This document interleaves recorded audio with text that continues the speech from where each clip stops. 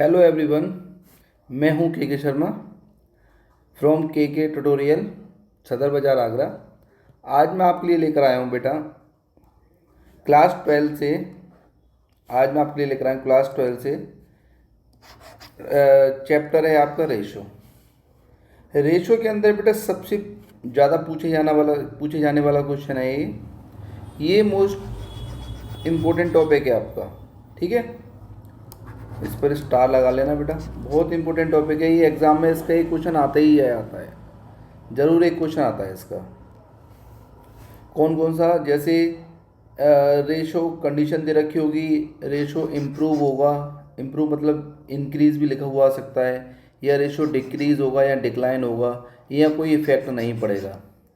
बेटा ये टॉपिक है ना, ये टॉपिक अगर आपने क्लास 11th में अकाउंटिंग इक्वेशन पढ़ी होगी तो ये टॉपिक बहुत अच्छे से आपको समझ में आ जाएगा। अगर नहीं भी पढ़ी होगी तो फिर भी आ जाएगा, इस बात की मैं गारंटी देता हूँ, क्योंकि मैं आपको इतने अच्छे से समझाऊंगा कि आप इसको फिर कभी भूलोगे नहीं। ठीक है, चलो देखते हैं फिर आगे। देखो बेटा, थोड़ा ऊपर कर लेते हैं इसे। इसमें जब आपके एग्जाम में ये क्वेश्चन आएगा तो ये 3 टाइप से आपके आते हैं। या तो आपको रेशो ये दिया होगा 1:1, या आपका रेशो ये दिया होगा पॉइंट में, या आपका रेशो तीसरी कंडीशन आपकी ये 2:1। ये 3 टाइप से क्वेश्चन दिया होता है बेटा, याद रखना। ठीक है, या तो 1:1 इक्वल दिया होगा, या पॉइंट में दिया होगा, या फिर ये दिया होगा। ठीक है, अब देखते हैं। अब पॉइंट 8 है, पॉइंट में कुछ भी हो सकता है। अब पॉइंट वाला क्वेश्चन तो कैसे करना है अब जो बताते हैं। देखो, इसमें आपको ये रूल याद रखना है, ये इसके रूल लिखे हुए हैं, ये ट्रिक है। केस कंडीशन नंबर 1, जब CA इंक्रीज हो रहा है और करेंट लायबिलिटीज वो भी इंक्रीज हो रही है, जब दोनों CA भी इंक्रीज हो रहा है और करेंट लायबिलिटीज भी इंक्रीज हो रही है, तो वहाँ पर क्या होगा बेटा? No change. वहाँ पर रेशो में कोई चेंज नहीं आएगा। ठीक है, जब रेशो इक्वल दिया हुआ है तो। आगे, जब CA डिक्रीज हो रहा है और CL भी डिक्रीज हो रहा है, जैसे मान के चलो CA भी 1 लाख से कम हो रहा है, CL भी 1 लाख से कम हो रहा है, तो वहाँ भी नो चेंज आएगा जब रेशो 1:1 दिया हो। ठीक है बेटा, याद रखना। आगे तीसरा वाला केस क्या बोलता है इसमें? जब ओनली CA इंक्रीज, केवल CA इंक्रीज हो रहा है, तो वहाँ पर रेशो इम्प्रूव होगा, क्योंकि आप जानते हो करंट एसेट्स बढ़ती है। जब कोई एसेट्स बढ़ रही है तो हमारा रेशो हमेशा इंक्रीज ही होगा।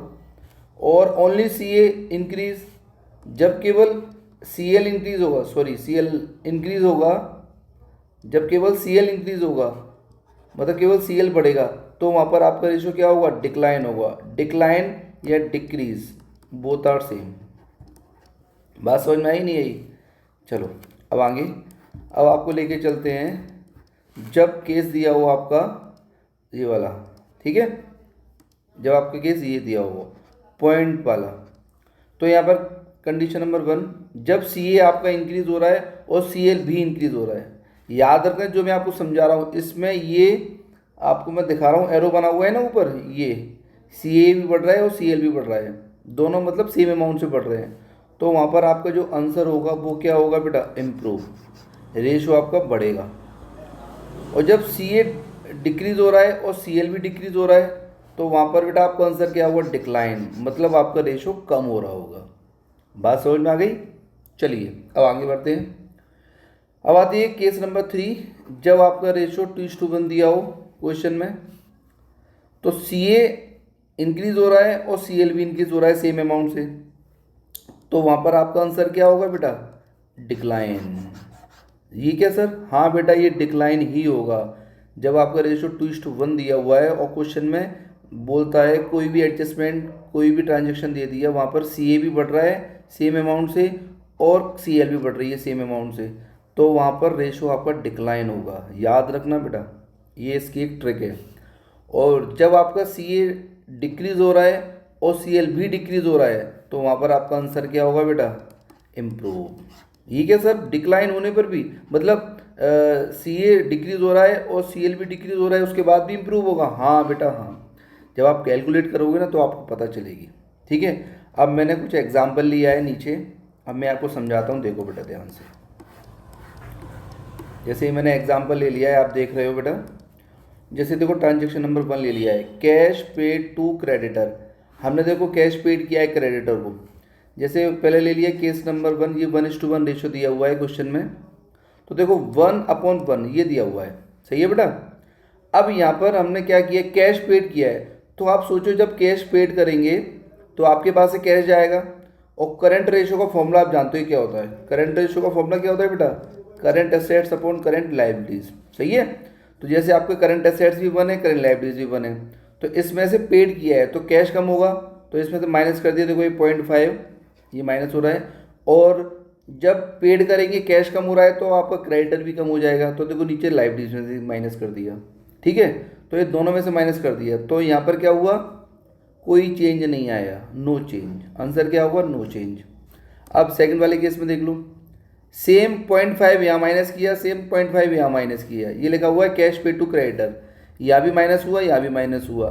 तो यहाँ पर जो रेशो होगा ना बेटा, जो आंसर आएगा वो आएगा रिड्यूस या डिक्लाइन, याद रखना। हाँ बेटा, देखो यहाँ आ रहा था आंसर 0.8:1 पहले था।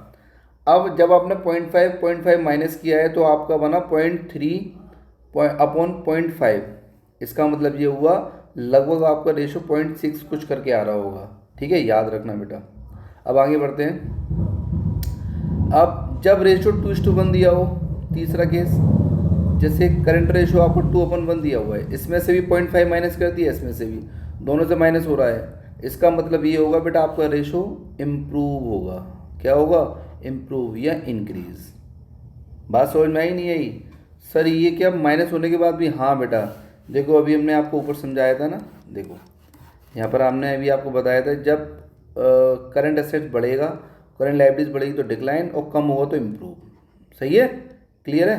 देखो ये लिखा हुआ है ना, देखो ये लिखा हुआ है इम्प्रूव। अब आगे देखो बेटा, यहाँ तक क्लियर है।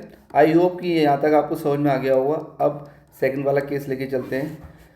अब सेकंड वाले केस में क्या दिया हुआ बेटा, goods purchase by cash, good purchase किया है कैश में। तो देखो 1 और 1 ये वही था पुराना वाला। इसमें हमने क्या किया, गुड परचेज किया है, तो आपके पास क्या आया, स्टॉक आया। स्टॉक करंट एसेट्स का पार्ट है, तो देखो 0.5 प्लस किया, और आपके पास से कैश चला गया, वो भी करंट एसेट्स का पार्ट है। तो करंट एसेट्स में ही प्लस हो रहा है और करंट एसेट्स में ही माइनस हो रहा है 0.5। तो ऊपर ही प्लस ऊपर ही माइनस, मतलब सेम अमाउंट से प्लस सेम अमाउंट से माइनस, तो क्या होगा, नो चेंज। सेम यहाँ पर होगा नो चेंज, सेम यहाँ होगा नो चेंज, क्योंकि करंट एसेट्स में सेम अमाउंट प्लस हो रही है, सेम माइनस हो रही है, तो कोई चेंज ही नहीं आएगा। इसके बाद बेटा आता है केस नंबर 3, ठीक है। केस नंबर 3 में क्या पढ़ेंगे हम, फर्नीचर परचेज बाय कैश। अब हमारे पास क्या आ रहा है बेटा, फर्नीचर आ रहा है, तो फर्नीचर आपका नॉन करंट एसेट्स का पार्ट है, और जबकि करंट रेशियो में हमें क्या चाहिए होता है, करंट एसेट्स। तो फर्नीचर को तो इग्नोर करेंगे, हमारे पास जो आ रहा है फर्नीचर आ रहा है, तो उसको भूल जाओ, क्योंकि फर्नीचर से हमें कोई मतलब नहीं है। लेकिन हमने कैश में खरीदा है, हमने कैश में खरीदा है, तो आपके पास से कैश जा रहा है, तो हम क्या करेंगे यहाँ पर, करंट एसेट जो ऊपर बन है इसमें प्लस करेंगे, हम इसमें प्लस करेंगे 0.5। देखना बेटा ध्यान से, हाँ बेटा यहाँ तक समझ में आया। अब देखो यहाँ पर, यहाँ लिखा हुआ है आपका furniture purchase, furniture purchase by cash. तो आपके पास सिर्फ फर्नीचर आपके पास आ रहा है, फर्नीचर आपके पास आ रहा है, तो फर्नीचर नॉन करंट एसेट्स का पार्ट है, इसको इग्नोर करेंगे। लेकिन करंट जो कैश है वो करंट एसेट्स का पार्ट है, तो फर्नीचर परचेज करेंगे तो कैश जाएगा, तो देखो ऊपर से कैश माइनस हो जाएगा, ये माइनस हो रहा है, ठीक है। नीचे कुछ चेंज नहीं आ रहा है, नीचे कुछ नहीं हो रहा है, केवल ऊपर माइनस हो रहा है। जब ऊपर माइनस हो रहा है इसका मतलब ये है कि आपकी असेट्स कम हो रही है, तो डिक्लाइन। ऐसे ही सेम यहाँ पर जब केवल एक जगह चेंज आता है, जैसे ऊपर असेट्स कभी भी कम होगी तो हमेशा डिक्लाइन आएगा, यानी कि डिक्रीज। ऐसे यहाँ पर देखो, तो यहाँ पर भी आंसर क्या होगा बेटा, डिक्लाइन, ठीक है। यहाँ तक आपको समझ में आ गया होगा।